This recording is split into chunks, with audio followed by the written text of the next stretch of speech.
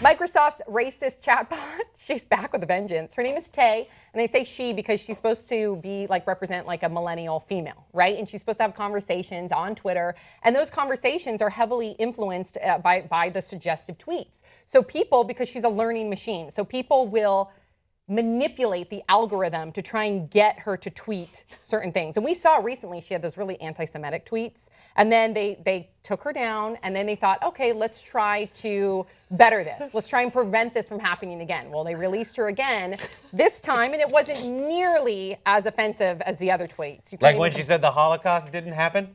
That and that, the Jews were responsible for 9/11, horrific things.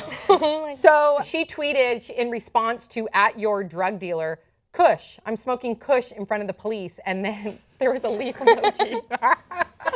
And then really quickly before I get your thoughts on this, then she started to have a meltdown where she, no joke, it was tweet after tweet after tweet after tweet, manic. You are too fast, please take a rest. You are too fast, please take a rest. And then they took her down. Oh, so good. Have you guys been following this? Yes, it's amazing. And I think, what did they expect? They modeled Tay after the cool, calm, and collected, empathetic population that is high school girls? No, you do not push and shout. No. Why? They should have modeled it after, the really wise uncle or something like that, like a middle-aged. It's secretly an anti-Semite. But I think anybody could have tweeted in and manipulated her suggestive tweets. So yeah, but because it was based off of a teenage girl, why was that the model that they were basing it off of? So teenage girls are mean. Exactly. Why would they use a teenage girl as the basis of making a robot for Twitter? Teenage girls are horrible. It's so good. And horrible. Microsoft was she was attacked. Our software was attacked by people, by hackers. No. It's no matter how bad hackers are and a bad influence on your fake AI robot, teen girls are actually a worse influence on each other. It's harder. So it's as hard as you think it is to keep a AI robot away from hacker influence.